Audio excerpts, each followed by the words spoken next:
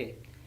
Good afternoon, friends. Welcome to the XAT 2024 preparation webinar. This is the second webinar in the row, and it is getting conducted by me. I am Professor Rahul Shukla.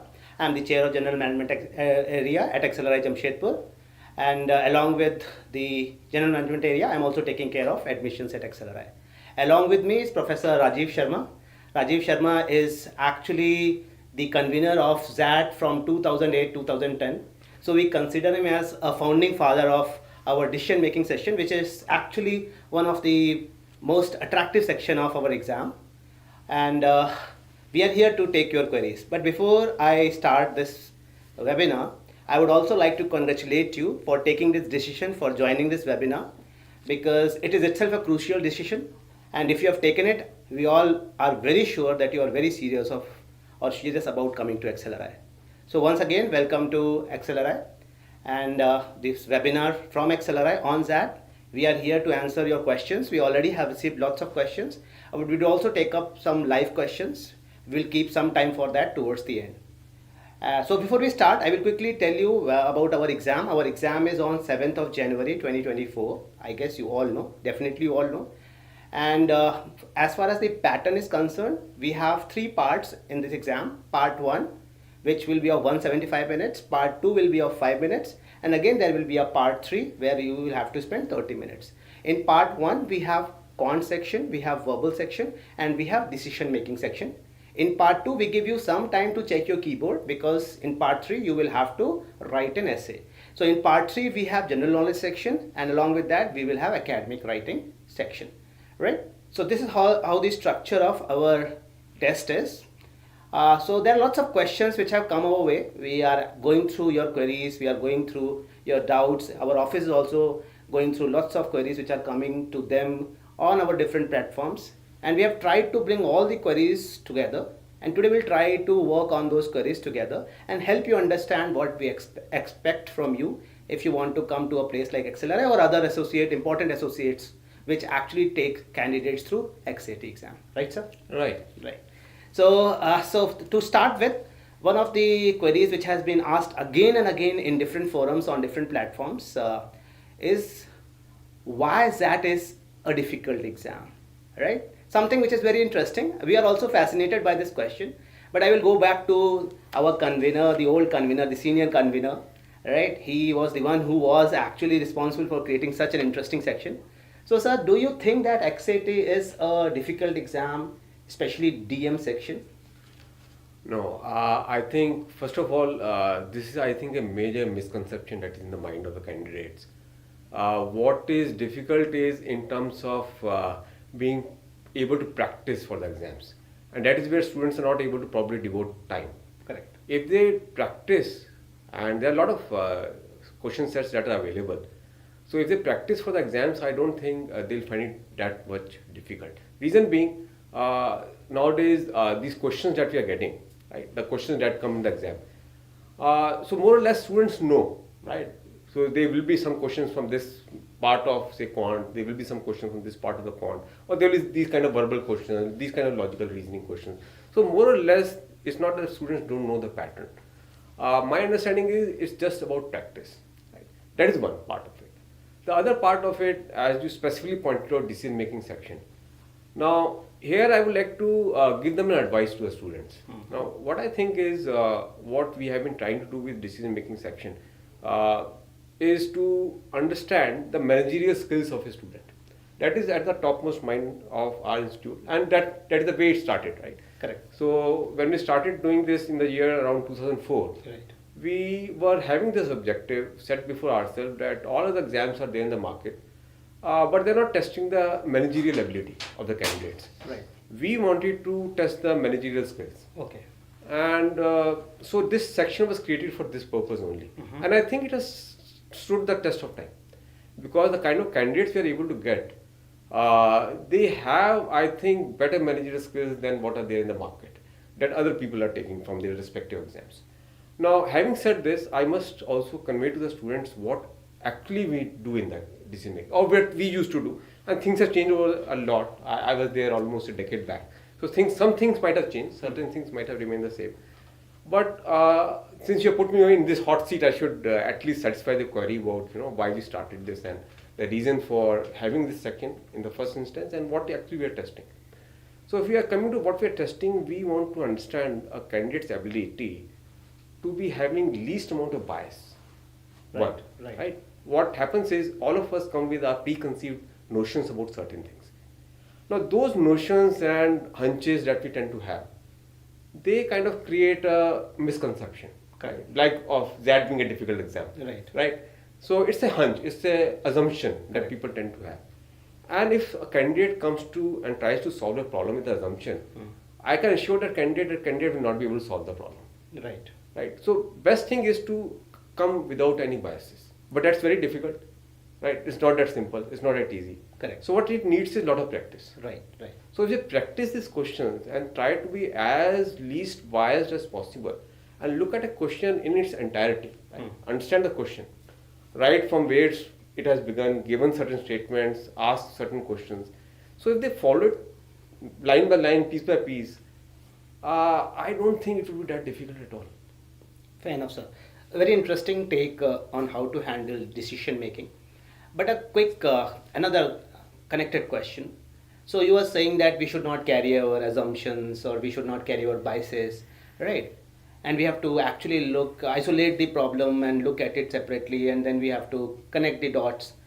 But quick question is, if I have to take a call, for instance, a problem related to teamwork, do I require knowledge from outside also to solve such a problem in this scenario? As far as my understanding goes, and you can correct me, right? Outside understanding, I mean, you have already done graduation, right? All of the candidates have done graduation. Correct. Right? And they have seen enough of life outside that is there. And we expect them to understand the business world because that's why they're interested in coming to management, right? So understanding, we are not asking for you to you have to clear an exam or to have a certificate, right? Common understanding. That is necessary as a human being, as a manager, to attempt any managerial situation. That much understanding should be there. I mean, but if you are looking for a comprehensive understanding about, say, accounting or economics or any other legal aspect, then the answer is no. Okay. So you are saying that a common sense which is required to take business decisions, that understanding is expected. But for that you don't have to have hardcore understanding of finance, accounting, law, right? Thank you. One more confusion which normally students face, which I have also come across over here, is that why there is a decision making section, though you try to answer, when it is not tested in CAT, right? CAT is different from XAT. And there are comparisons which have been drawn between CAT and XAT, right? And we have added the decision making section and we are actually sticking to it for a long time. So does it differentiate from CAT or is it on the same lines? Or if I'm preparing for CAT, can I still take XAT without preparing about the decision making section and do good in it? I think you should be answering the question, but okay, I will begin the answer and later on you can come in. The reason being, if you try to understand why we are dissimilar from CAT, right? So, reason being, this has been our objective, say around 2 decades back. One of our director, he came out with a statement saying that we have to be different from IIMs. Correct. Right? And we have strived to do that. We have tried to create an exam where we think, and our students who are getting into the industry and proving themselves time and again, and we have, I think, if you look at our alumni database that we have of alumni, I think we have the strongest alumni in the whole of the country. Completely. And that kind of justifies that we are looking for leaders. Right. We are looking for people who have the right set of managerial ability. Right. And so we have to test the candidates for that. And the existing exams that were there, they were not able to test the candidates. I mean, you can test a candidate on his verbal or her verbal skills, quantitative skills, but not the managerial abilities, right? Right. Now, that kind of skill, no other exam is testing, in India at least. Right. So that kind of differentiates us from the rest of the examinations that are there. And it has given us benefit. My understanding is the kind of set of candidate that we are able to get in XLRI at least, and also I think in the associate institutes that we have. I think the set of candidates who qualify are definitely a shade above than rest of candidates who are not able to qualify this exam.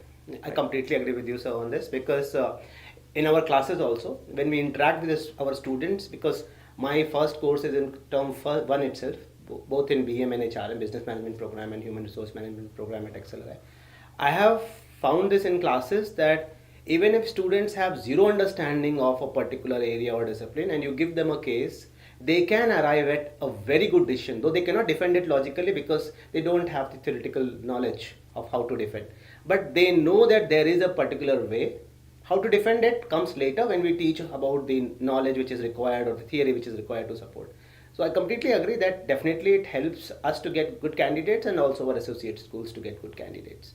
Right, so somebody has asked an interesting question. Should I take CAT or XAT? My simple answer is take both. Yes. Right? Yes. Reason being, CAT is CAT. I mean, nobody can deny that IIMs have been the leader in this country. And so, if we try to deny that, I think we would be fooling not only ourselves but the whole world. So, we are not trying to do that. We stand for integrity and excellence. Correct. And we believe in that. And I think we do have excellent students, excellent faculty. And students can judge for themselves. So, but not giving XAT is, I think, would be a biggest mistake. I agree. Because XAT has been a great exam and has been selecting right set of people for our institute and for our associate institutes. And I think we should carry on that activity. I completely agree with you, sir, because I'm also associated with admissions committee for a long time now. And I have realized that if you go through the question papers of last 10 years, 15 years, you would realize that it's not just an exam. There is always also a message hidden in our paper, right? Like for instance, if you pick the verbal section, right? Passages which are chosen for the exam, they also have a message so that when you are done with the exam, there is always a takeaway. It's not about getting into a B school only. There is some learning. And also we try to propel your interest in certain areas, like very popular poem section in our reading comprehension section, right? So, any quick insight on? That's a very interesting point. Actually, this point is most important because what students think is, once you're given CAT or once you're given XAT, it's done and dusted, right? But that's not the entire story. The whole preparation journey that one is going through. Correct. Right? That is preparing them to become managers. Right. So it's not that they have cleared an exam, that's the end of the story. Because the story has just begun for them. Correct. Right. So all the things that they're learning for the examination is actually going to help them. Right. Right. And these sections that we have, say verbal ability or logical decision making, is just to kind of tell them, right, you're good here and you make certain things better over the other sides where you are not good. So during the preparation, one has to look at all aspects of decision making, all aspects of conveying your decision using right verbal abilities, Correct. being able to support your decisions using data, so quantitative skills. So we are preparing managers, and we want students to prepare rightly, right? They should be prepared for giving this exam in the best possible manner. Correct. So you have rightly pointed out, it's not the end of the journey for them. This is just the beginning. And our exams are structured Right. to fulfill that objective so that they continue on this journey forward. Fair enough. And one more interesting thing about our exam is that we never try to test the memory of students. We try to test their thinking abilities. So you take our verbal section, you take our quant section, or you take our decision making section. Even if you go to our general knowledge sections, there are cues given which can help you arrive at a right answer. So we never focus on making people cram information, cram vocabulary. We don't do that. And even in our verbal section, if you have come across our grammar, this grammar which we give, normally people are scared of grammar. We don't want you to cram difficult, grammatical rules or structures. If you know the deviations which have actually happened from the actual grammar and those deviations are creating confusion, so we bring them to the paper to help you understand that those deviations are not correct. Like for instance, this question was asked in 2020 that look forward to meeting you and looking forward to meeting you, what is correct, right? Normally people believe that to always comes with meet, why it is meeting. So we want to tell that if for instance you are using look forward to, it's a phrase, so along with that you will have to use a progressive form which is called meeting. So we want to convey this, that there are deviations, you need to keep check on those deviations so that tomorrow when you join corporate world, you become MDs, CEOs, you don't make these errors, right? That's the objective. Great. Actually, one other thing I would like to add over here. how I distinguish between CAT and XAT is CAT has over a period of time, I might be wrong and you can correct me, CAT has become a kind of speed test. Correct. Correct. But we have always tried to make our test as a skill test. Right. Right.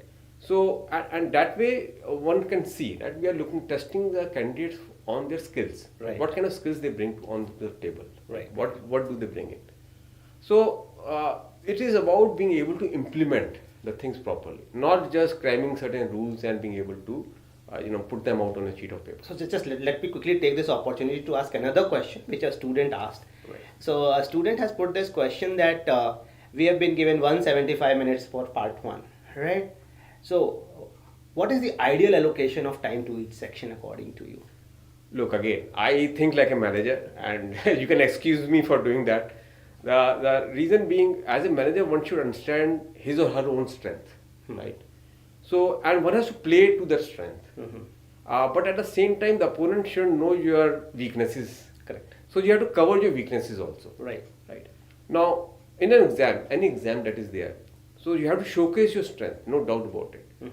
But if your weaknesses get revealed, that will not take you very far. So, having said this, so students, if they understand their strengths, it's not that they should only maximize the strength.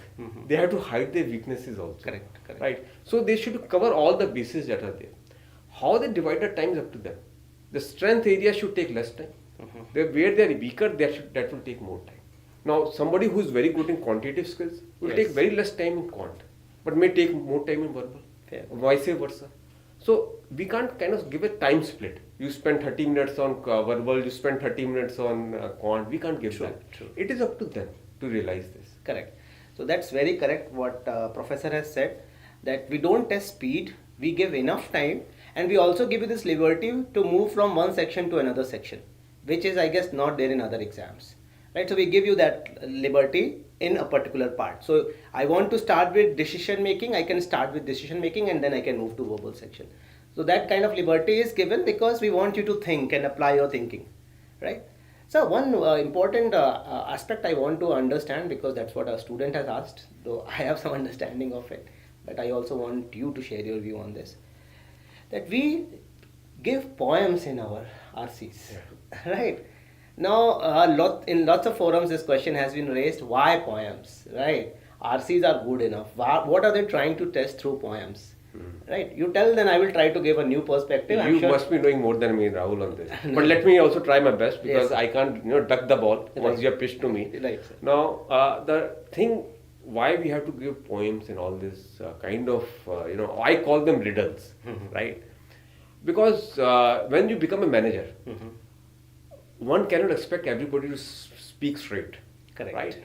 So you have to be very good in solving the riddles. Right. And your language skills come to the fore at that point in time. Right. If you are good, then you will be able to understand what the person is saying. Right. Right. And that is the understanding I think we are trying to test. Can you make sense of any language in a better manner than your rivals, right? Than other candidates who are sitting over there. Correct. Very and correct. if you are able to do that, then good, you are welcome. I agree. So, similar take.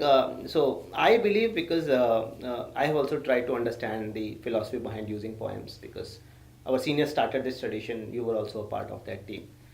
I realized that when you work in an office, you work with both right brain and left brain people, right? There are creative people and there are analytical people. If you only go with analytical bent of mind and you try to understand people from that perspective, that's injustice to those who are creative. Right? So you need to have an ability to understand people who have different perspectives, who bring different types of views in different ways to the table. True. So I guess that is also a reason that we try to bring poems in our section. Right? One more thing, sir, which students have tried to ask, very difficult to answer, but I would love to listen to you on this as well. That how to handle GK. Though this year what we have done, I'm sure you would have come across this, that we are giving 10 static GK questions and 15 current affairs questions, right? We have clarified this year because it's huge, it's vast, and we wanted them to understand that yes, they have to focus. Now, what is the philosophy behind bringing general knowledge in XAT? Look, this was started again way back, and I remember the reason why we started this. The reason was that there were candidates who might be very good in quant, who may be very good in verbal, But when it came to their general awareness, they were not at all, very good. Correct. So we had issues with this candidate, right? Right. They have been able to get very good marks in different sections, but they're completely clueless about the country. They're completely clueless about certain things that are going on in the business world, and that doesn't help them. Right. It's not that we are doing it for the purpose of kind of penalizing them. Correct. But it doesn't help them in their life as manager. Being not aware of certain things which are important in life, whether it's business life or social life, it's actually counterproductive in the long run. Correct. As a human being, we'll not be able to, achieve our objectives. So I think in GK, we are testing the basic minimum. Right. We're not making it as a kind of national level quiz, Born Vita quiz that used to happen, way back. But we're not trying to make it as a quiz of that kind. We're just a kind of a, basic minimal awareness of various aspects. Correct. And you can correct me. No, you're very correct, sir. And actually, what I believe is, as sir is saying, we try to check whether a candidate who is actually preparing and doing well, for instance, in a particular area, is also mindful of what is happening around. That's why we call it general awareness, right? And he's very correct in saying that we are not testing you, or we are not quizzing you at a national level or at an international level, and we want you to be a champion.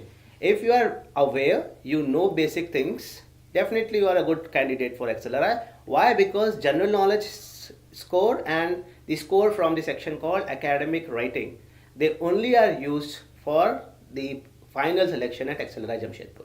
They are not used by our associate schools. Our associate schools only use the scores of verbal, decision making and quantitative aptitude. Right, sir? True. Right. Sir, one more thing which is also very interesting. I guess you can also comment on it, and then I will give my view on this. They are saying what is expected when they are asked to write an essay, right? Like for instance, a topic is given, and now there is one topic which is mostly getting discussed in many forums, like saying topics like jingoism is given, right? And some students have no clue of what is jingoism. So what are we testing here as a team? Like, are we testing knowledge, or we are testing how they structure their thoughts, their coherence? My idea on this, we used to have this even when it was a paper and pen test, right? Now, my idea on this is we are not trying to test your knowledge on any subject. Correct. As far as the topic goes. Even if you don't know, how do you justify your position and write a structured English on that? Right? Very good. If you can write convincingly that you were not aware of this topic because of these things, that's good enough, right? Because you have put across your point. You may not understand the word, say, jingoism, say. Correct. There might be candidates who have never been familiar with this word. Fair enough. You write something in proper English which justifies your stance of not having read this word before. I mean, if you can write in forums, right, they should be able to write over there also. Correct. So we are only expecting right English. Well, correct. So very good point. So just quickly help you understand what kind of a structure of this particular section would be. You will get 3 topics, and you will have to choose one of the topics, and you will have to develop a small piece of writing on that. Now, as professor has told you very clearly, we are not expecting you to use flowery language, or knowing the content and having a background of that information and putting it into that piece. We are not expecting that. We want a well-written, coherent piece where every piece of information is interconnected.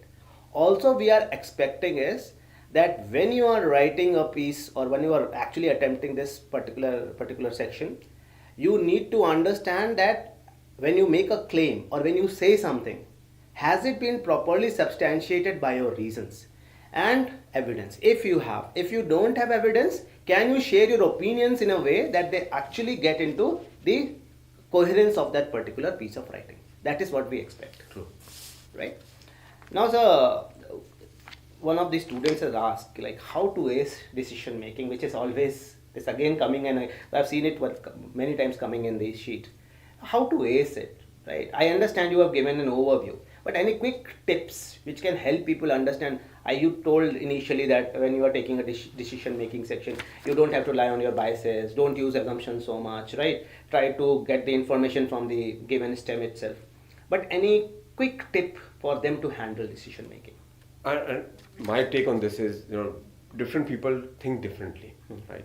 I think more in terms of figures right? I have been a person who loves drawings and pictures, and so if you can draw a diagram, Very good, sir. right? Yes, If you yes. can picturize that situation, right? That will help, right? So if you have made this statement when I was talking about it, connecting the dots, right?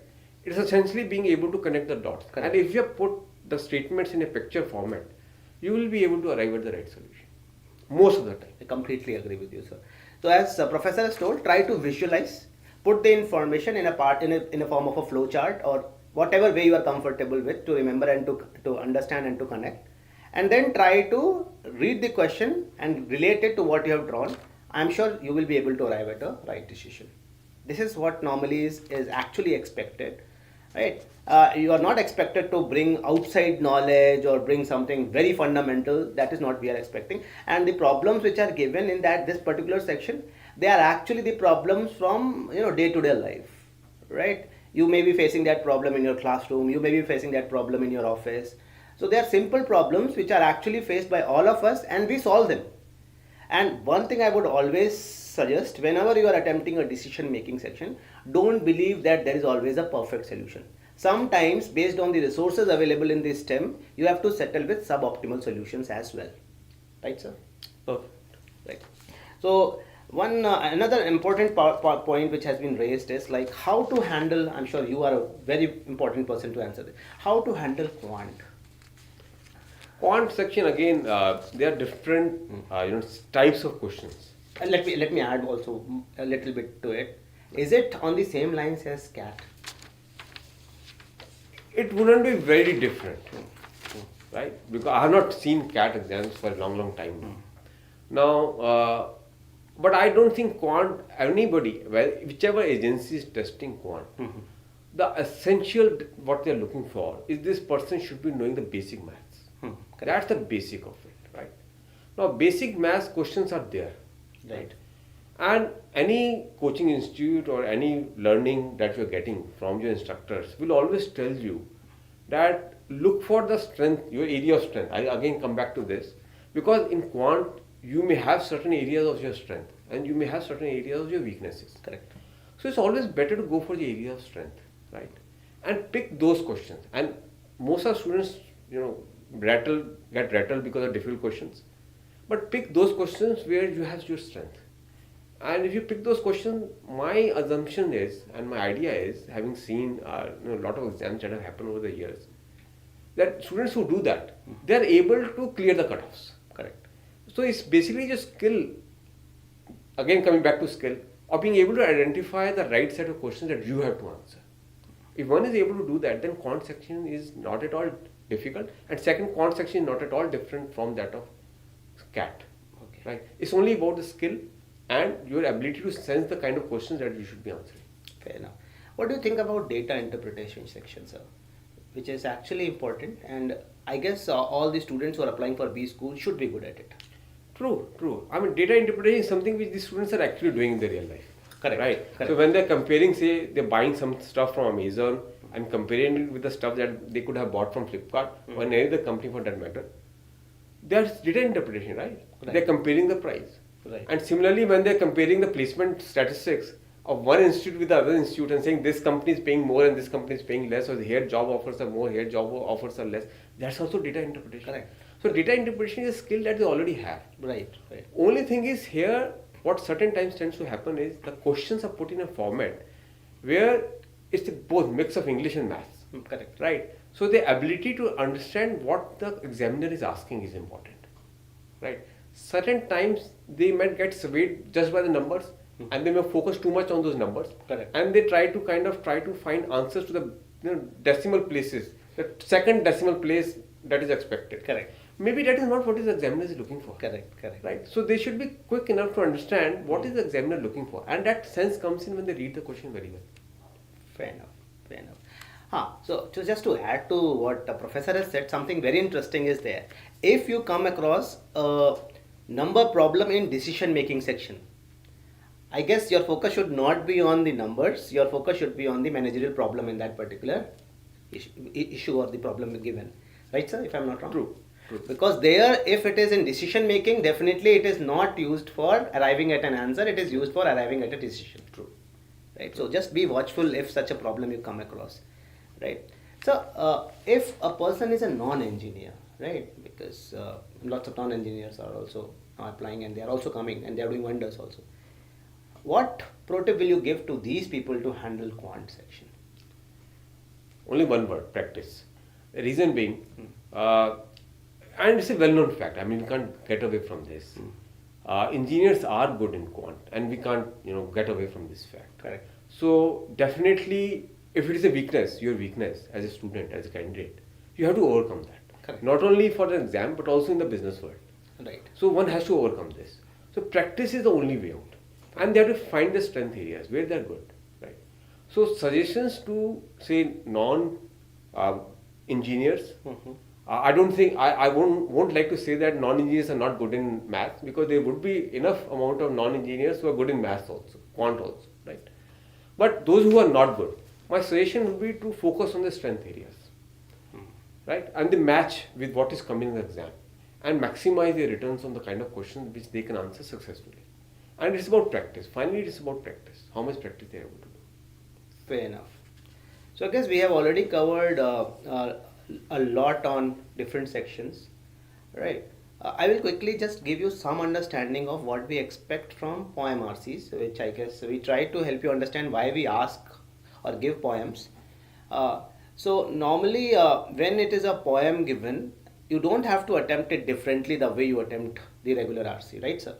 I guess your approach should be same, but yes, you will have to put an additional effort, because mostly poems, when they are given, when questions are based on poems, they are majorly based on interpretations, right? So first try to understand what the poem is trying to convey and then go to the question. I'm sure it will help in handling your poem, right?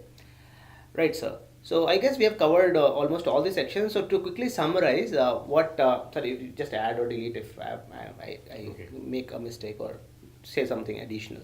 So what we have tried to help you understand is that all the sections are equally important, and if you are targeting XLRI Jamshedpur, obviously you will have to focus also on GK and the essay writing section.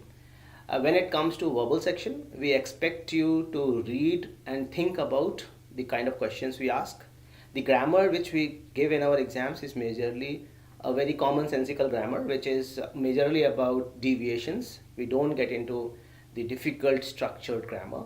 When it comes to, for instance, RCs always have a hidden message, and for that also you have to actually read and try to understand the meaning between the lines so that you can easily attempt, right? Questions are of different types. You can only get to know if you practice.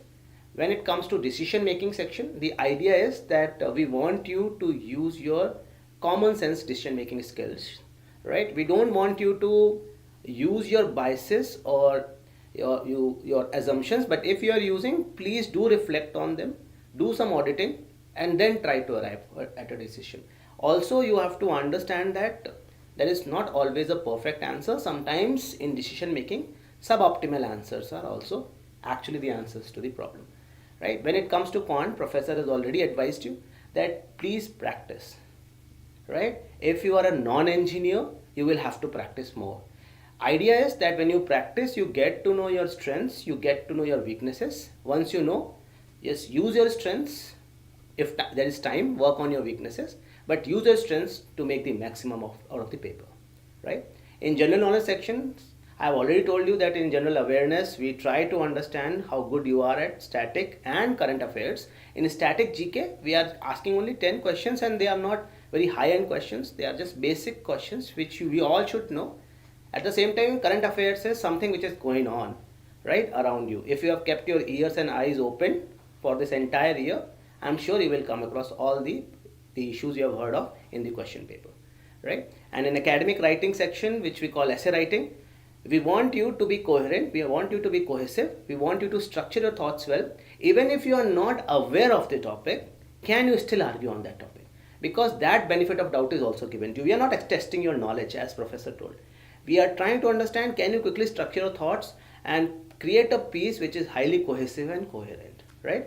For your information, we are giving you 3 topics this time, right? And we will try to keep them very simple. That's the idea, so that we test your writing skills, but not that simple that we bring the standard of XAT really down, right? Obviously, that has a standard, and we are proud of that standard, but it is not definitely difficult. It is a smart exam. If you can think, you can crack it. Because there are lots of students on campus here at XLRI Jamshedpur and also at XLRI Delhi and also at other places like IMT or Great Lakes or other schools, associated schools like JIM or TAPME, who actually, when they took when they came here, when we talked to them, they told that, sir, before the exam, we never went into any formal coaching. I'm not saying you don't go into the coachings. You go and if you can get trained, it's good. But without any formal training, they could make it to a place like XLRI or other good schools. So it's all about thinking, right, sir? True. So that's all it is. So there is one live question as well. So this year we have given some, mock tests, Okay. right? So a friend is asking, will the exam be based on what was in the mock? By now you must have understood, or we will again kind of emphasize on that particular point. We are looking for managers, and managers should be ready to go onto uncharted territories, right? You shouldn't be expecting always the territories that you've already gone through once before. So even we don't know, even I don't know. So I can't even say what kind of final paper would be there, right? So mock test is a mock test, as the name suggests. It's just a mock. It's just to kind of prepare you for what might come. It's not an actual exam. So it is just to tell you that these are the kind of areas we tend to focus on. But questions would be different, and question pattern could also be different. You don't get with a preset mind that the questions will be the same. Now, if some other question comes in and you lose your hopes, that is not a good way to work like a manager. You work like a manager. You understand what is good, what is bad for you, and then maximize your strength and reap the benefit out of that. Don't go for looking at patterns in different exams, because the examiners may deliberately not go ahead with the pattern, right? So an examiner may choose and say that I don't want to repeat this pattern anymore, and that may kind of destroy your whole strategy. So don't ever make this mistake of assuming that an examiner will give you the same pattern, because that will kind of lessen your confidence when you see a different question over there. Even if the question comes out to the same, right? But you shouldn't go with that mindset, because that can destroy your confidence in the examination hall. Yes, a very interesting question which has come in a live chat, which actually is questioning your input. Amazing, I'm sure you will love this question. The person has said that you say practice in quant, or you want us to think. Right. This is an interesting aspect. Practice means like your brain is now into those patterns of how to fix that or how to quickly solve that problem. Right. Now he's saying now these are two contradictory things. Is it? Now think about it, right? So what happens is when you think about a certain things a lot, right? So when you keep on thinking about that thing and you keep on doing that types of questions, so it's a kind of a memory that gets developed, right? And like when you use keyboards, right? So a computer keyboard you're using, so you know where Q is, where W is, where E is, where R is, where T, where U, I, O, P, A, S, D, F, G. So you know the keyboard very well, right? And that is what happens when you practice maths, when you practice quant.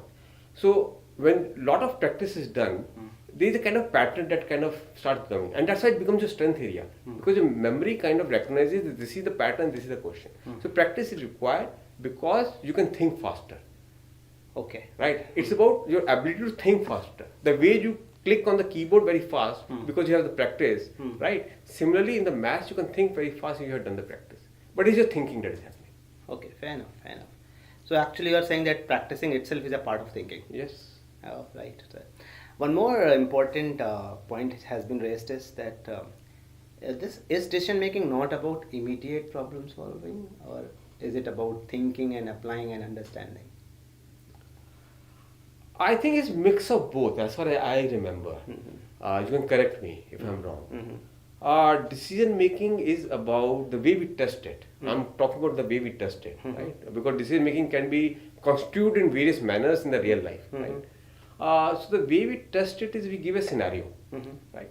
And it's about being able to think through the problem and visualize a solution that could be an appropriate solution for a given set of assumptions and stuff that has been given. So it's about thinking, it's been about being able to apply, structure your thought, being able to apply to a problem and come to a an optimal, maybe suboptimal, but an optimal solution given the constraints that you're facing. Correct. So, real life decision making is not that different. Timing can be a different thing because short term, long term decision making that can always be questioned, can be. But we are only in the examination. We are not trying to, take you into a very long horizon of time, right? So we give all the instances in the caselet, Correct. and we try to judge them on that. As far as my understanding was, if I understood the question very correctly. No, it makes sense. It makes sense. I completely agree with you. One more aspect which these people have asked, like I want to know your view because you were admissions chair and you handled XLRI's processes also for admissions. A candidate has asked, it's a live question, like I'm just remodifying it. It says that what is an ideal profile for a student who wants to come to XLRI? Yeah, interesting question. Uh, Profile is not made by people like conveners or admission chairs or somebody like me sitting over here.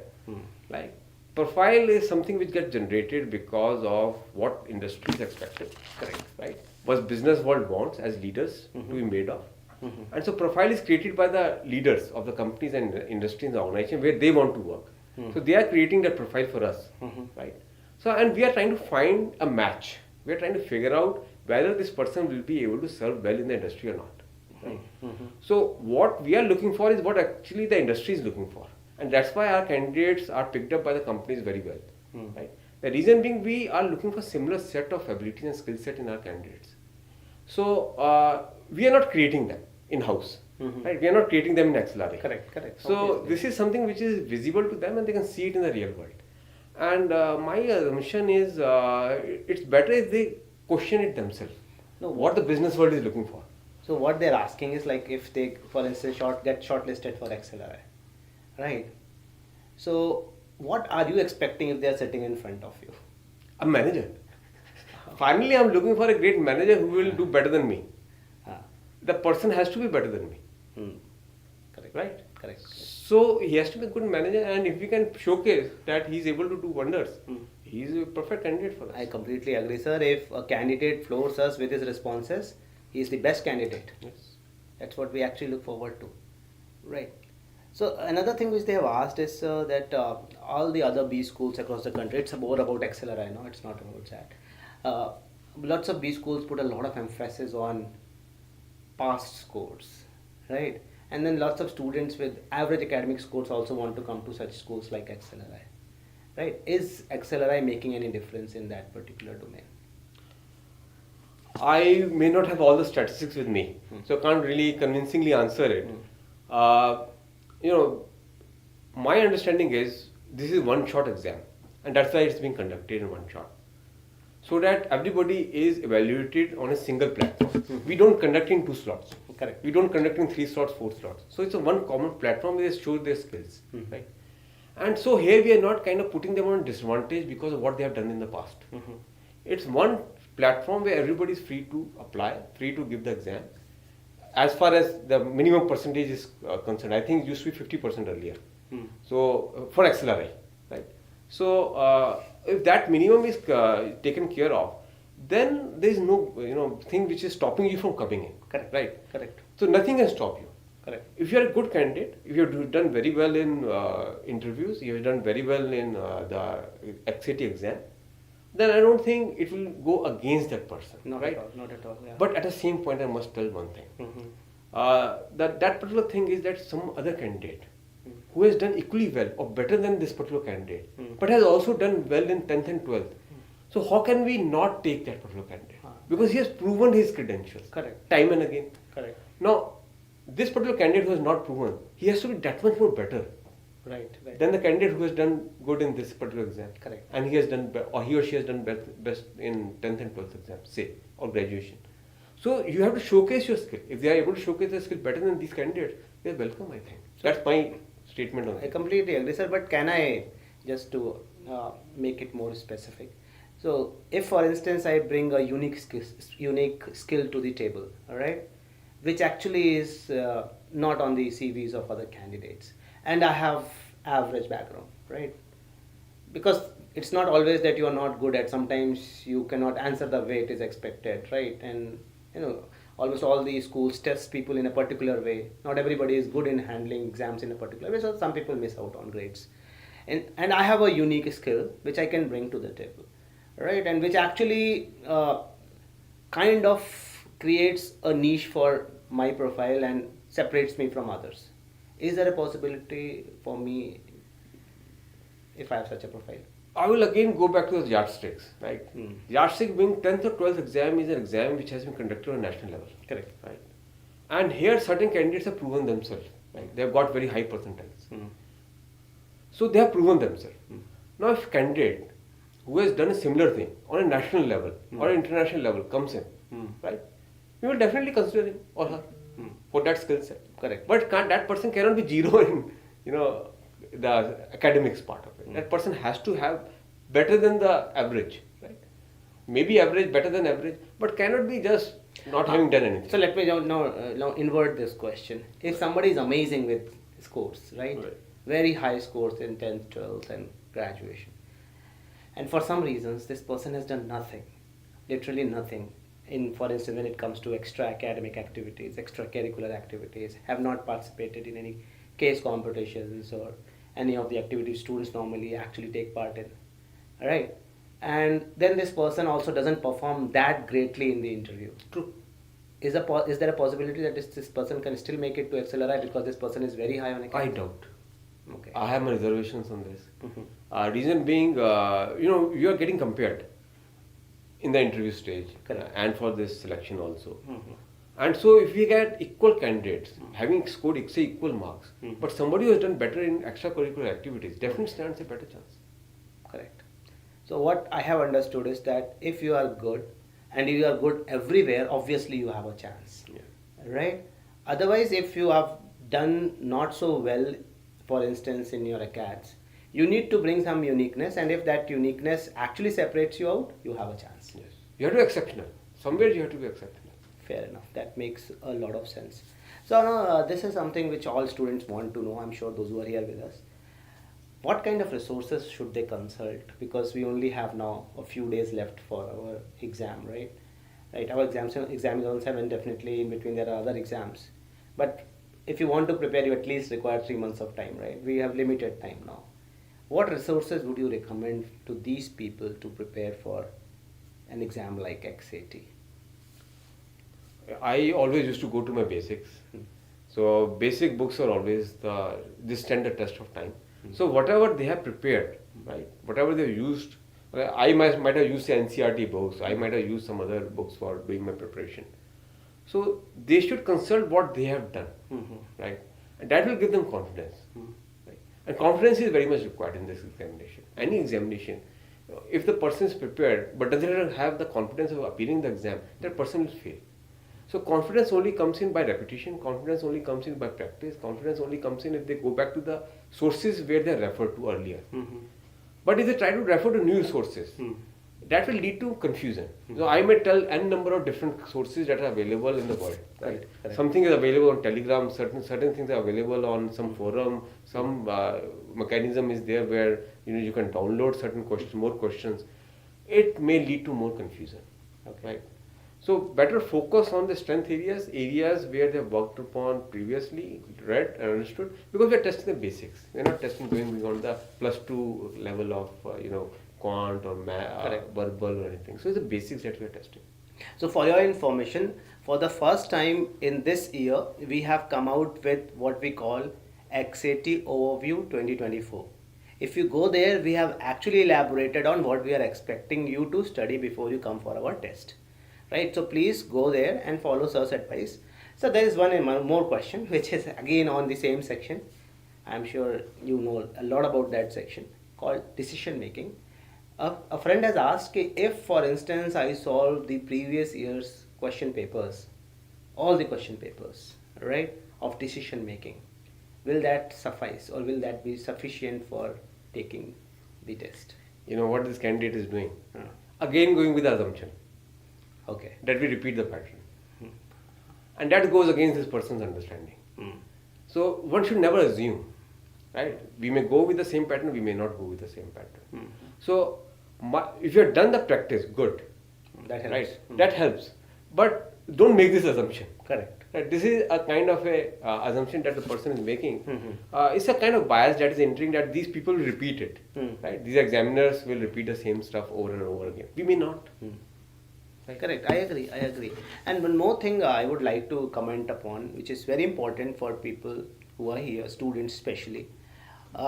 See, it's very important to practice. It's very important to quickly think on the toes when you are taking your test. At the same time, don't give up on the thinking bit when you are very good at something as well, right? You have to give some microsecond to understand what are they asking. Because sometimes problem looks very simple. It appears that you know how to go about it. You go about it and you come up with a wrong answer.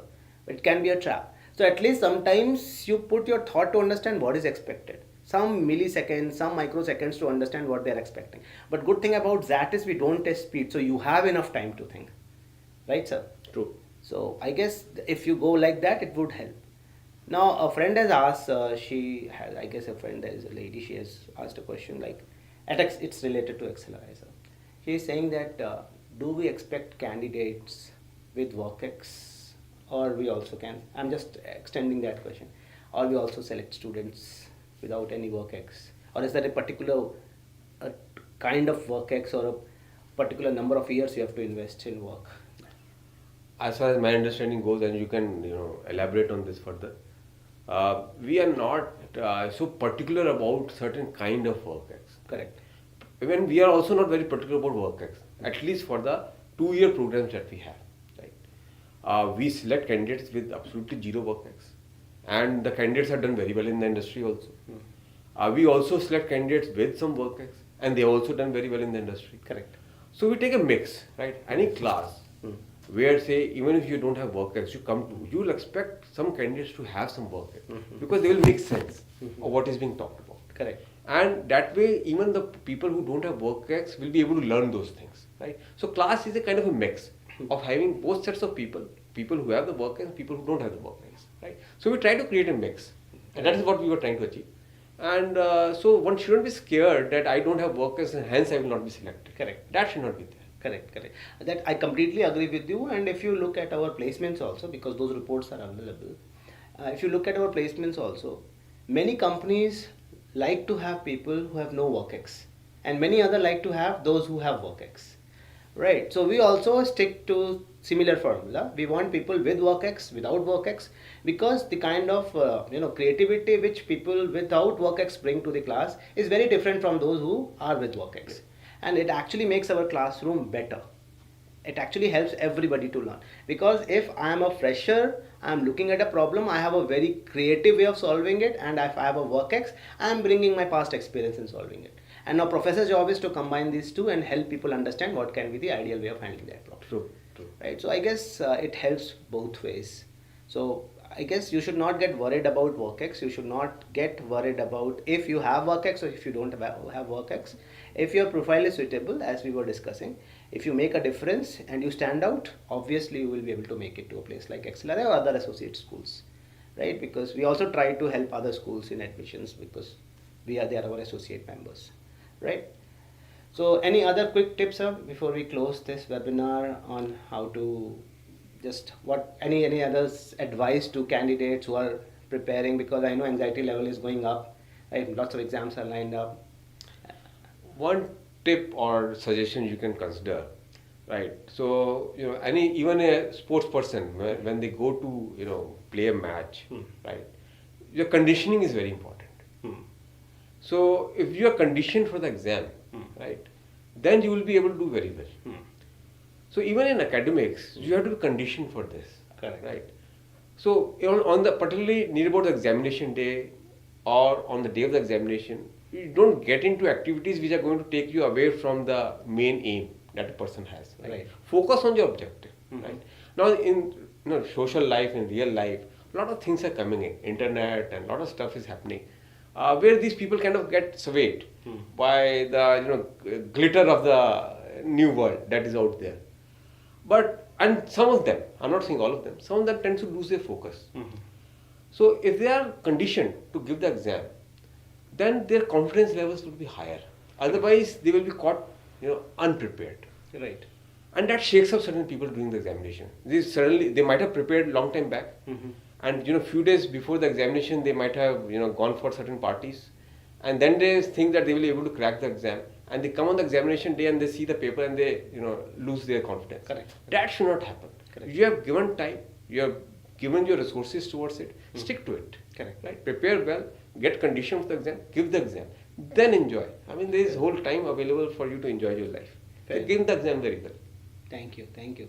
So, on the same lines, I guess this year we have given you 2 opportunities to take our mock test, which we have created from the question papers of different years. I would again say there is a possibility that we will open it for the 3rd time, right? You again take that test, familiarize yourself. You should not get a surprise in the lab where you are going to take the exam. Right? You should know what is expected. You should know that there will be verbal, quant, decision making, GK, academic writing section. You should be aware, and you should go with the mindset, this is how I am going to attempt. Right, sir? True. If you are not getting a surprise, you know you are in control. Right? So please just keep participating in the mock tests we float, keep floating. We have already opened our mock test twice. There's a possibility we can open it for the 3rd time as well. And if you are registered, you will definitely get an opportunity to take that test, right? And finally, before we close, I would request you all that before you take the test, right, please go through whatever information we have shared on different platforms and in different forums. Please do check what we are expecting. Don't get misguided by lots of myths which are getting circulated, right? You can directly reach out to our office. We are also trying to share as much information as we can through webinars, through mock tests, right? The way we are handling exams for lots of years, we are going to handle in the same way. There will be no change, right? And everything has been done at XLRI, and we have an association called XAMI Association, which helps us, which is actually our body in conducting XAT. We are managing everything. There is no third party involved. Don't get misguided by anybody who is giving you any misinformation, right? So I guess that's important for everybody to know. True. Right? So here we close. I have, I guess, seen all the questions which you have given on our YouTube channel, right? So again, the question is coming that will the mock test be same? The main test will same as the mock test? I would say don't get worried. Surprises will not be there, right? Pattern will stay almost the same, because in the overview we have written about 26, about 28, about 25, about 21, which means the question paper will be almost the same. So don't get worried, right, sir? So thank you all. It was pleasure sharing our thoughts with you, and keep preparing, keep working hard. I wish you all very happy Diwali, and I'm sure this Diwali, this new year will actually bring an amazing change in your life. Go to good B schools, come to XLRI, come to all the great B schools of India, do well and become amazing managers and help us in making this country great. Thank you. Thank you, Rahul. Thank you. Thank you, sir, for coming. Thank you.